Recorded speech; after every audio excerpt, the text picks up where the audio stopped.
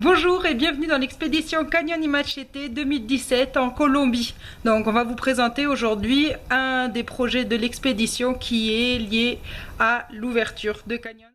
Bonjour Fred, alors dans l'expédition Canyon y Machete, on entend bien qu'il y a du canyon et de la machette. Pouvez-vous nous en dire plus sur cette première activité? Oui, donc le canyon, c'est le fait de descendre des cascades avec une corde. On peut aussi utiliser le corps du coup pour faire des glissades, des sauts, des toboggans.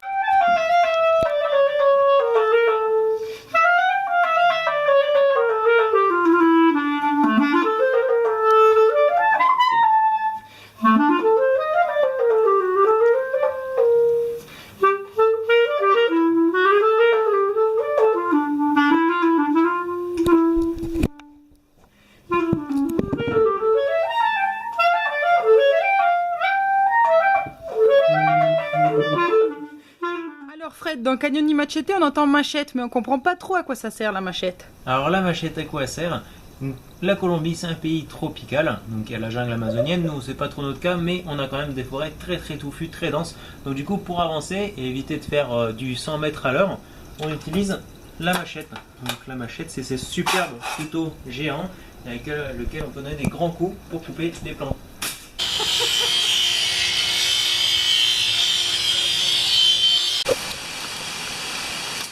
Fredo nous déblaye le chemin. On a trouvé une cascade, mais il faut faire le tour par la broussaille pour y aller. Nous avons compris dans la présentation que vous vouliez faire des ouvertures. Qu'est-ce que vous entendez par ouverture? Alors ouvrir un canyon, c'est un canyon qui n'a jamais été fait. Donc c'est partir avec nos sacs de 25 kg et partir à l'aventure.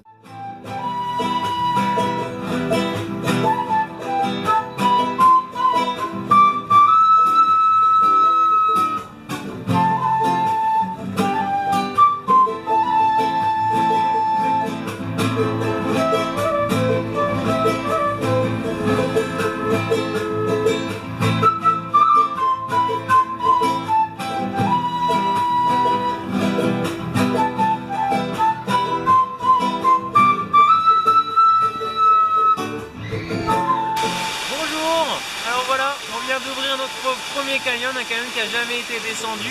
On a repéré une cascade de 50 mètres, donc on veut aller voir au-dessus ce qu'il y a. Mais évidemment, c'est pas très évident. Bon les gars, on arrête de rigoler. À partir d'aujourd'hui, on est au Santa Rita. Santa Rita, c'est de l'eau en face, il y a le mètre cube. D'accord. Vous entendez le bruit? Voilà. Donc ça veut dire qu'il y a une rivière en bas et qu'il faut aller chercher la cascade. Alors, eh ben, faut y aller, mais il n'y a pas trop de chemin, quoi. C'est la pampa. Pas dormir, c'est il y a trop de bruit.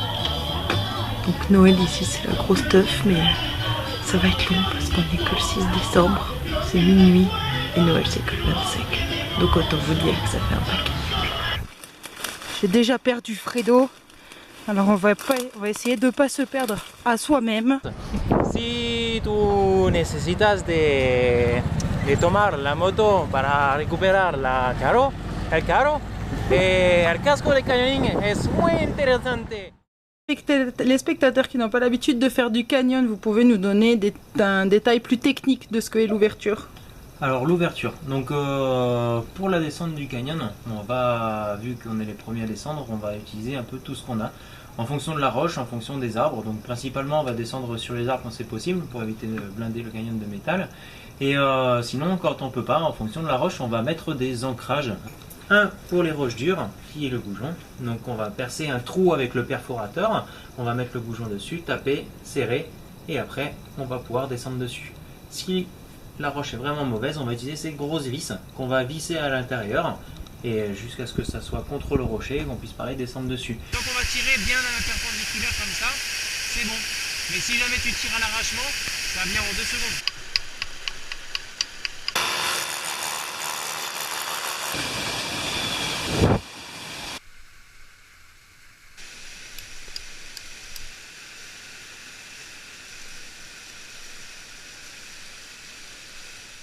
Super, bien, merci Fred pour tous ces détails techniques. Alors, ce qu'on voudrait savoir nous maintenant, c'est tes conseils pour une bonne ouverture.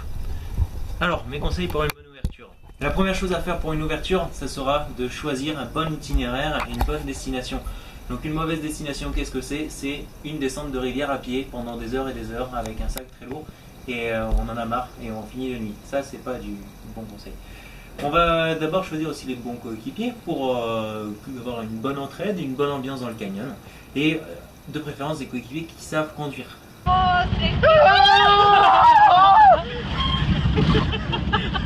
Ensuite, on va choisir un bon matériel aussi, c'est-à-dire des pantalons qui protègent bien, mais qui tiennent pas trop chaud. Bon, je vous avoue qu'on en chie un peu parce qu'il fait chaud et on a eu la super idée de mettre les pantalons en hauteur verticale pour protéger contre serpents et tout. Donc on a aussi les bottes.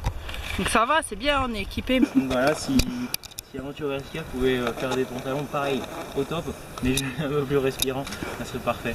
Voilà. On va choisir des bottes assez protectrices pour éviter nos chers amis les serpents. Alors il était quelle couleur le serpent? Rouge et noir. Et le diamètre à peu près? Le diamètre du serpent? Oui. Comme ça. Surtout pour une bonne ouverture, un mental sans faille. Voilà, juste pour vous dire que Fred nous abandonne pour cette journée d'ouverture après 4 heures de marche. Je sais pas trop où on est sur une piste et on avance. Je sais pas où, mais on y va. On verra. Donc pour la météo locale, le meilleur moyen c'est de regarder dehors ce qui se passe. Il y a à peu près 30 secondes, on écoutait les oiseaux chanter et maintenant on prend la douche. Voilà, c'est fini pour aujourd'hui le repérage, c'est sûr. Alors la Colombie, chers téléspectateurs, c'est le pays qui accueille notre chère expédition Canyon y Machete et comme on nous l'avait dit avant le départ, ce n'est pas du tout un pays dangereux comme on le croit. C'est un pays où j'ai beaucoup de belles images à vous montrer. Les images vont suivre.